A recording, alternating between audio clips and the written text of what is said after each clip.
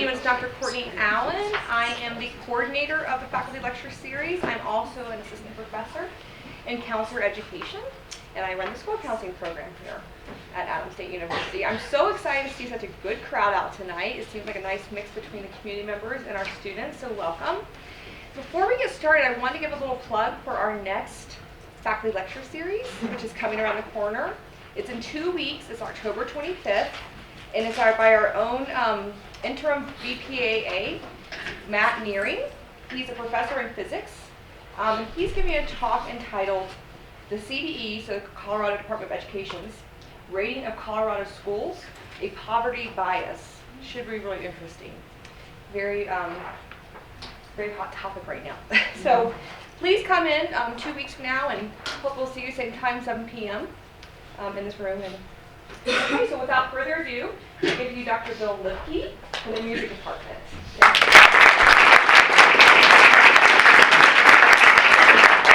Thank you very much.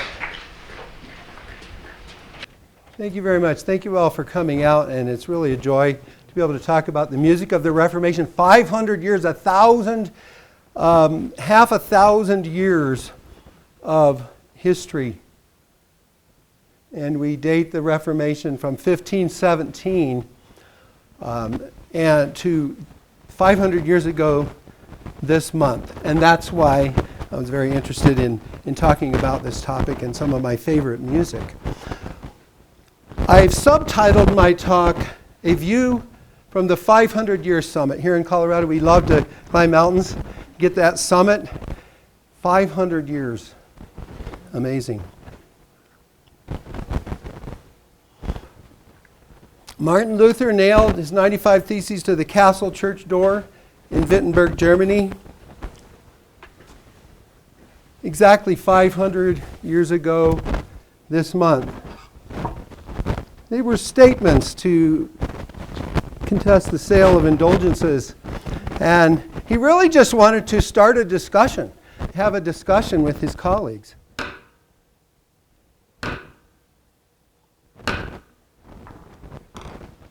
The hammer blows were said to be heard throughout the world, to echo down through the ages.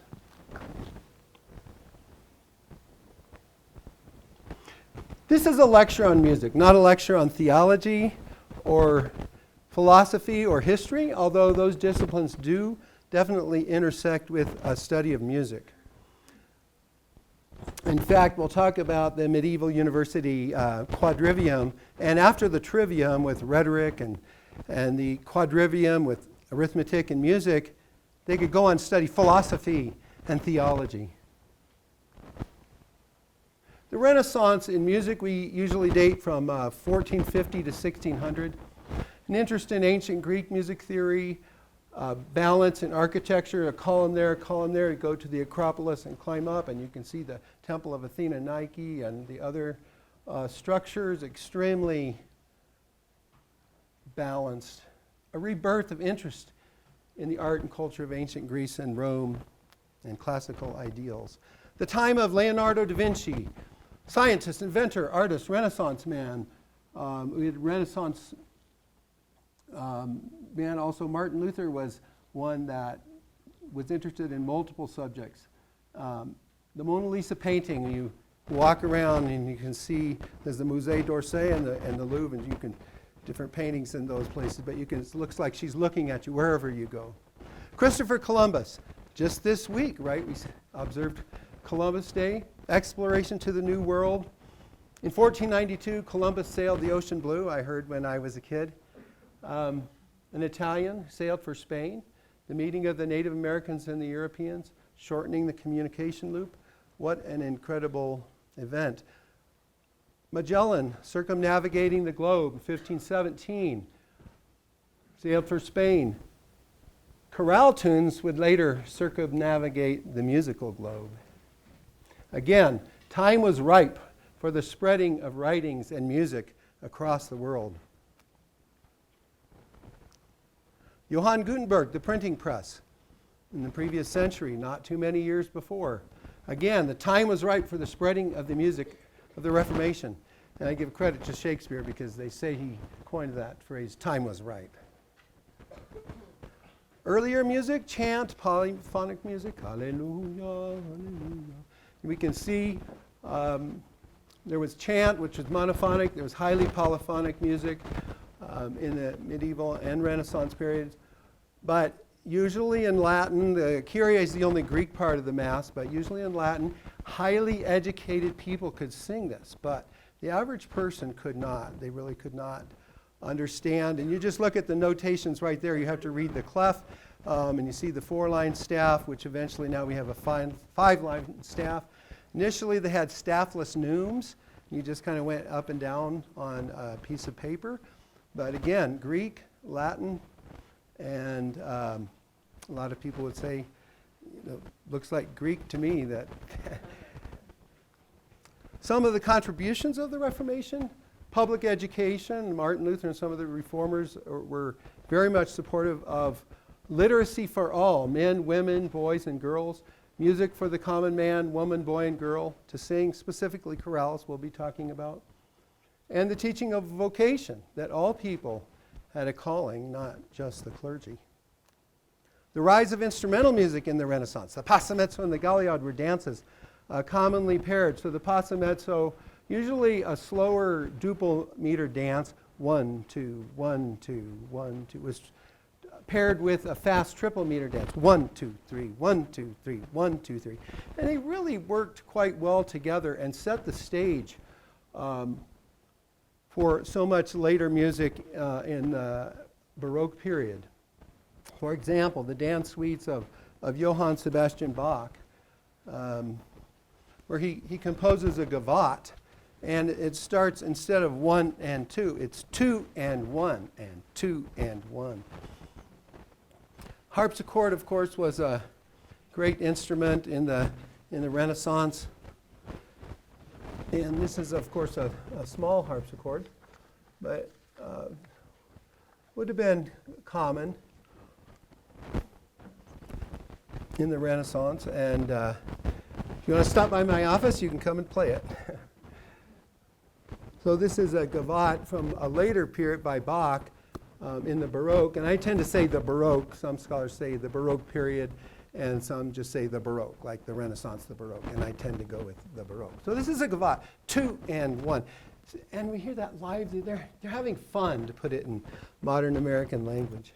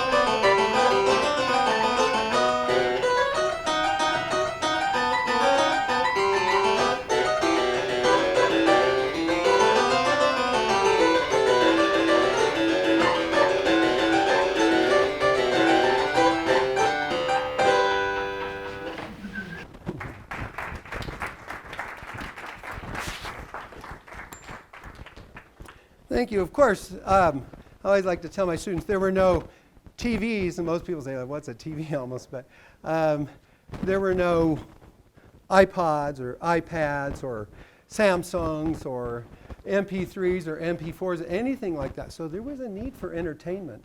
And it was, these dances, these were highly stylized and artistic dances, but they were also just for entertainment. Sometimes composers would write preludes, say prelude to a church service, prelude to a wedding ceremony. But eventually preludes just became independent compositions. So like there's a prelude by Johann Sebastian Bach. Prelude to what? Nothing. It's a prelude. There might be prelude and fugue, but sometimes they're just preludes. Like later on Chopin just composed preludes. So another harpsichord piece, and we can hear the characteristics of the bird quills plucking the strings. And it's actually quite a, I'll let you do that too if you want to come to my studio and play a grand piano or a piano and then harpsichord. Just the difference in touch, of course, is really dramatic. But you can hear that the crow quills, the bird quills, plucking the strings, so it has a very metallic sound.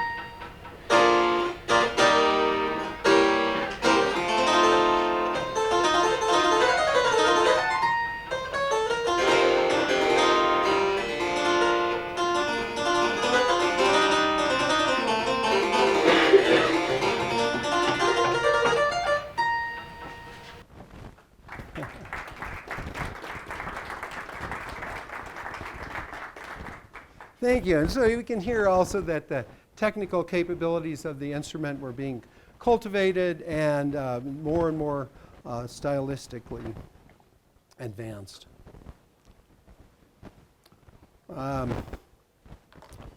Also were crumb horns.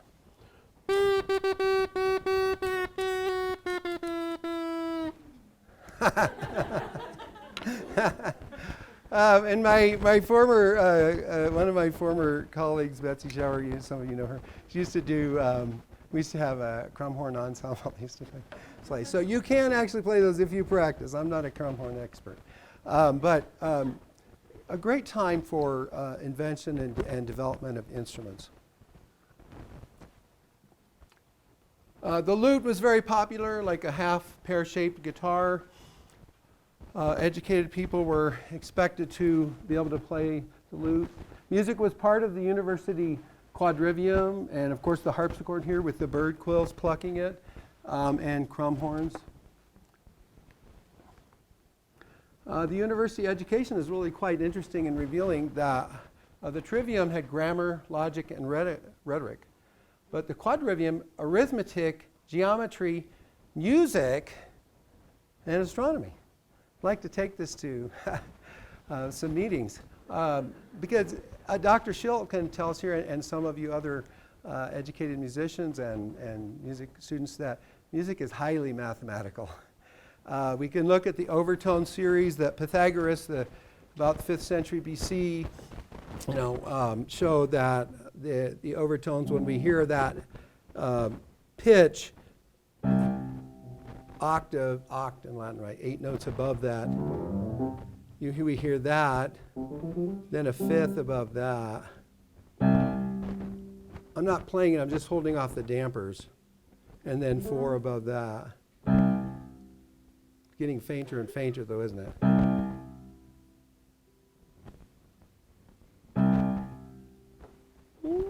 Out of my range, it's falsetto for me. So really extremely mathematical, and of course every single pitch, frequency, and then there are Roman numerals that we give to every chord. Music students know all about this, right? We call it Roman numeral analysis, and music is really extremely mathematical as well as emotional when we get to the performance stage. And then, as I said, further study in philosophy and religion could be undertaken. There were also sometimes kern vises, and I have really a lot more information on here than I really want to point out, but kind of a core tune. That the idea of the core tune, or it's that these chorales can be set differently in many different ways for congregational singing, just one note at a time. That's monophonic unison, unornamented and unaccompanied. That's actually how the chorales started. And then it can be as part of a cantata, chorale setting, organ, keyboard as a further transcription or elaboration. So they're really incredible units. And I'm not going to, this is also has more information. D.M.A, my kids call it too much information. But the German counterpart of the Fratella. And they were like 3 or 4 part songs and really quite complicated. The Lutheran chorale is a distinctive genre in Germany. And throughout the 16th century, which would be the 1500s, right, the organ did not accompany the singing of the chorales originally. Did, of course, eventually. They were just sung in unison, so everybody would sing one note. Of course, if you sing an octave, and someone's here, that would still count as one note, right? Because everybody's singing a C. So it's still monophonic, one sound from Latin. And since the Reformation, and particularly during the first 200 years of its existence, the chorale has provided raw material for a variety of compositional forms, including the chorale prelude, the chorale motet, the chorale cantata, etc. And little nod there to Lever. One of my colleagues introduced me to Robin Lever, and she recently read a book of his, but has met Robin Lever, and I've met Robin Lever as well. Lutheran chorales, Martin Luther and others composed chorales such as Ein feste Burg ist unser Gott, Mighty Fortress is our God, which later were set by J.S. Bach in these Baroque cantatas and other forms. So chorales are essentially metric hymns, monophonic. So if I sing this, hallelujah, hallelujah, it's beautiful, the chant, but it doesn't have a beat. So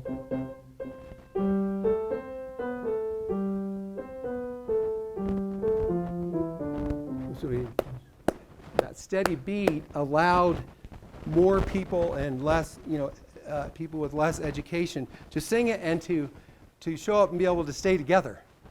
I was talking to Dr. Robinson, our choir director, about the Notre Dame Mass. We like to watch Notre Dame football, right? So he's called Notre Dame Mass, or Messe de Notre Dame, if you prefer. And he said, oh, that's like for professionals. I mean, it's really, really difficult music. So that was one of the major contributions of the Reformation, that people could show up and sing these.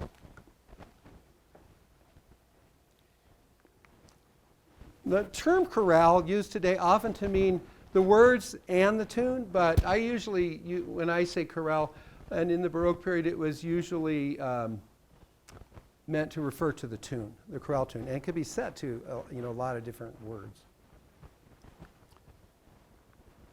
Some famous chorales, Bach Canticle, wake up. I always say that to my students.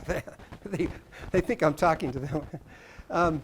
Wie schön leuchtet der Morgenstern, how lovely shines the morning star.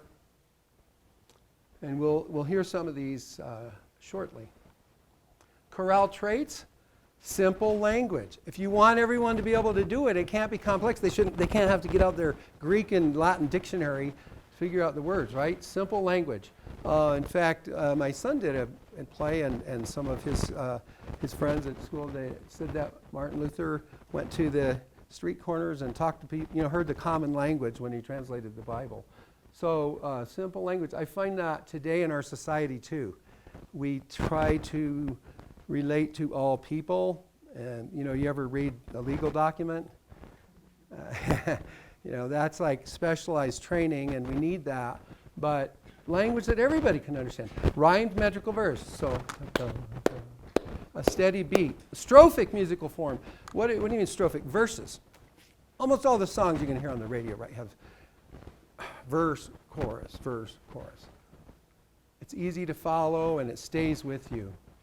And still, of course, high-quality music. And an easily singable melody. So that was the purpose, right? So that the common man, woman, boy and girl could sing these. Now, since the Reformation, especially during the Baroque and continuing to today, the chorale has circumnavigated the musical globe and been set in these different forms that we're going to talk about. The cantatas, chorale preludes, chorale motets and transcriptions. Bar form is tied to the Minnesingers and Meistersingers. They're poet musicians from the medieval period.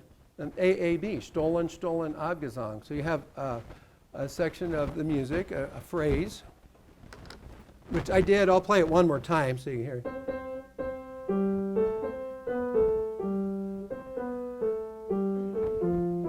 And then again, repeat it.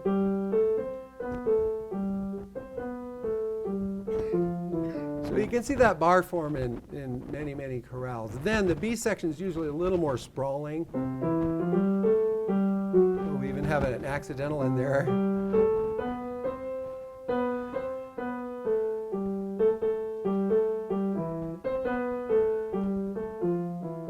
So that's the B section, AAB. And it worked. It really worked. And it's great music. And it works also if you have less educated, musically educated people, because you repeat the first part, right? You sing that and then sing it again. Then you can go on to the more sprawling, melodically expansive B section. Tenor lead texture was something else that comes up. It's a primary form of German polyphonic settings of the chorale, so many voices. So the chorales are just one voice. But then, of course, composers wanted to start writing 2, 3, 4 voices. And in the tenor lead, as you can tell from the name tenor, the chorale tune is set unembellished in the tenor voice. Other voices were woven around it in a polyphonic or many voice setting. So that became really important and a great artistic contribution. And we'll hear that in Wake Up in a few minutes.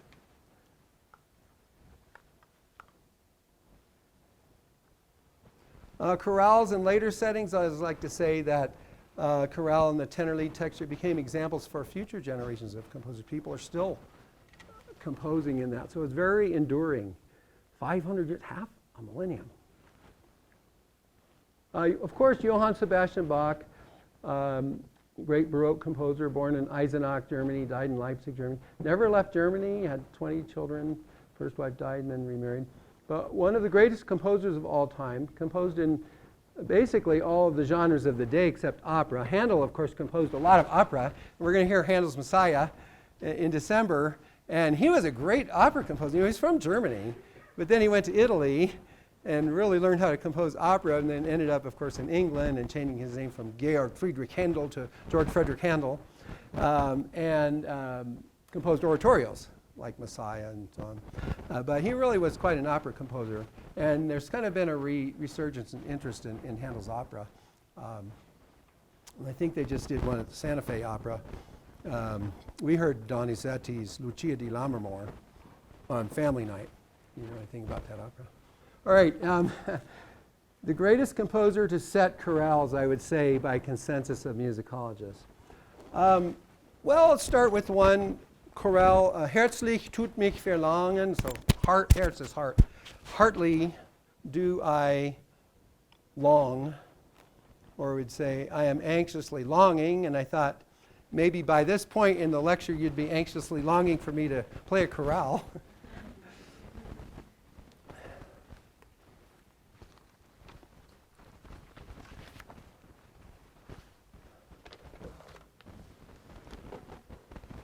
This one it's not a tenor lead, so it has the chorale in the upper voice.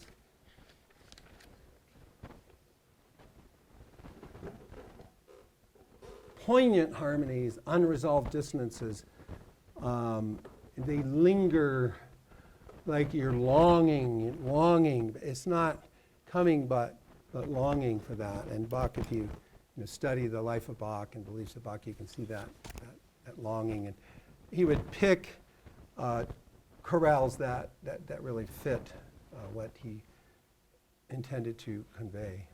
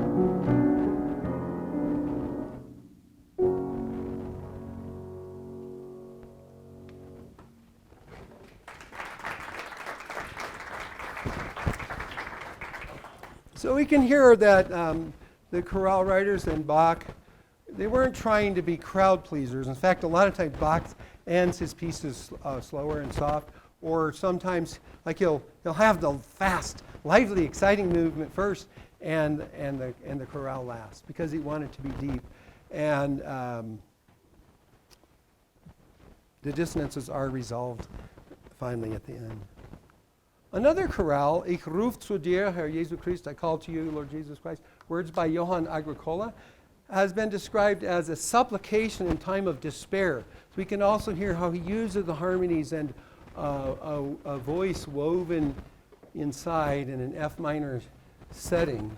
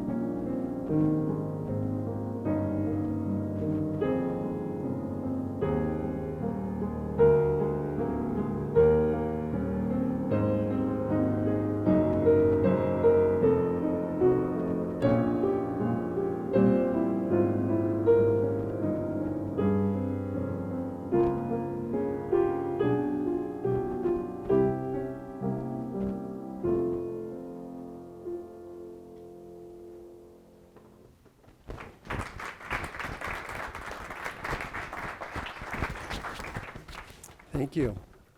Beautiful, poignant, so expressive. Now I mentioned wake up, and I'll play some of this Wachet auf, ruft uns die Stimme, and has the chorale tune woven in the middle.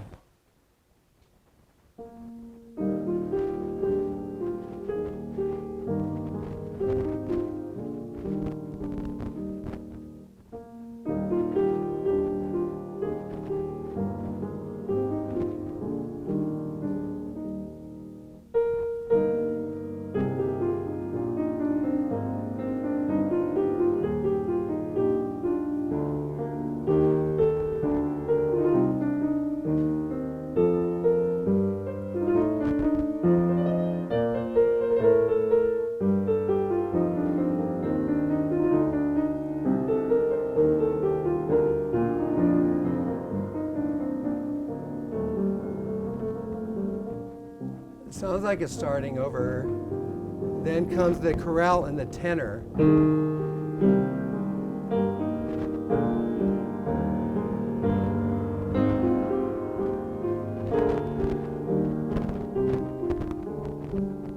And it continues.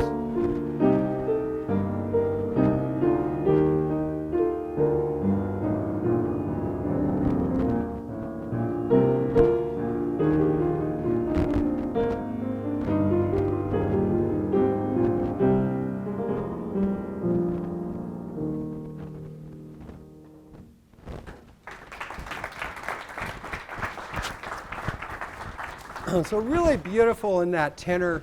Sometimes we call that the cello range or the tenor range, and that warm sound, as well as sometimes having it set in other voices.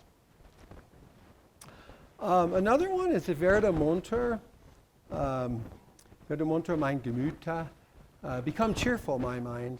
And tuned by Johann Schwab, words by Johann Rist, but in 1642. So as we've heard, they started in the chorale started in the Renaissance and continued on through the Baroque, being composed and especially being set, what I like to call the glory and splendor of the high Baroque by Bach and others. And it's actually from a chorale cantata, Herz und Mund und Tat und Leben, kind of long title, Heart and Mouth and Deed and Life. And this is so famous. Employs that tenor lead texture where we can hear the original melody.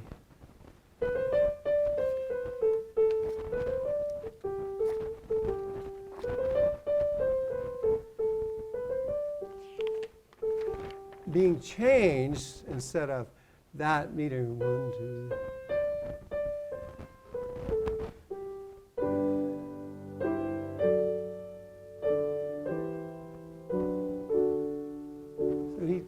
He actually changes the meter of it, the nature. So I'll play some of this because it's so, you'll recognize this. Played at so many weddings and other events and become one of the most famous. The flowing triplet, 9/8, we would call it a compound triple.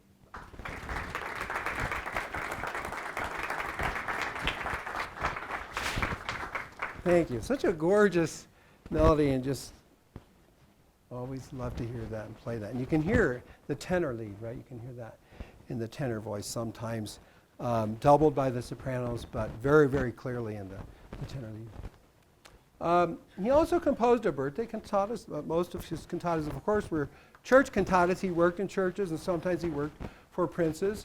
And this one is for royalty, but it's "Sheep May Safely Graze."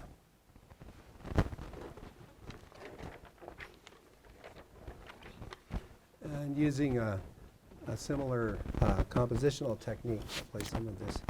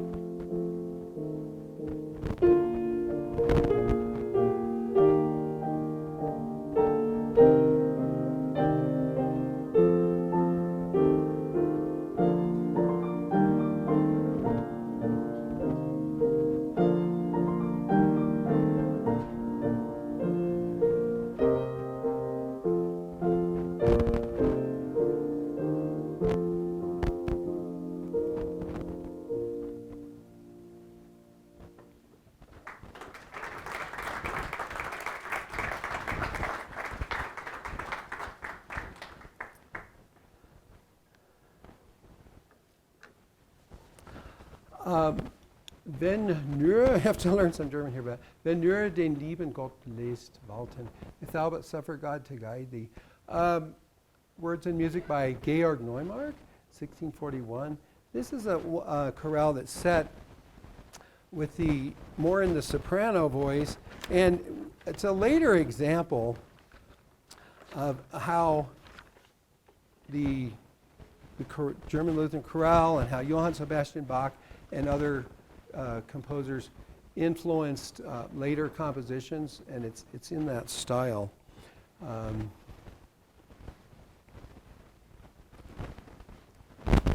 So the chorale tune would.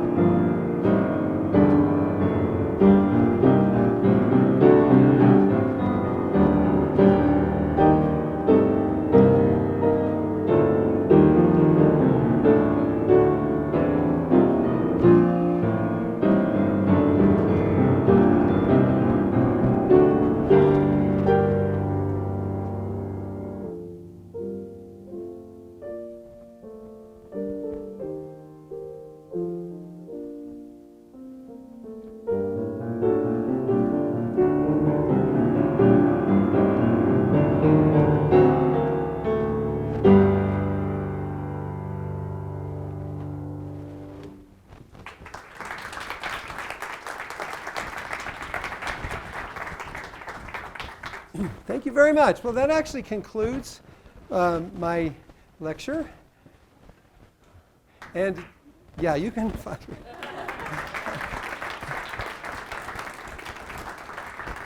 Thank you so much. I do want to say thank you very much for turning out. It's a wonderful crowd.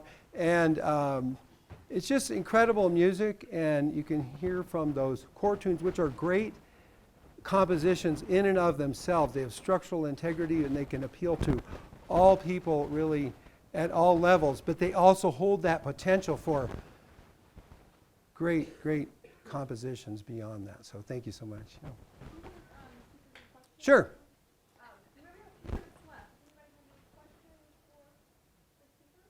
Yes. At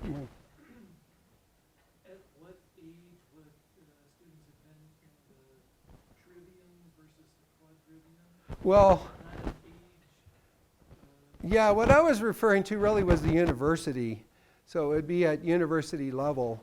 And, they were, of course, taught logic and rhetoric and grammar in the earlier years. But I was talking about the university, so beginning. those two were just different programs of study? Right, yeah, right, because they just emphasize different aspects. So, and I think that's really, it's something I'd like to look at. But I'm on a committee for, curriculum pathways. And a number of us faculty members and some administrators, I think, went to Phoenix to a national conference. And we're examining what does it mean, the liberal arts. And it really struck me in looking at that. The trivia, can we think logically? No, you need to, deduce and have logic, rhetoric, being able to get the point across. And that's actually, the music has that too. Music that's well composed, right, has structure. And so then understanding the mathematical sciences before you can even begin to think about philosophy.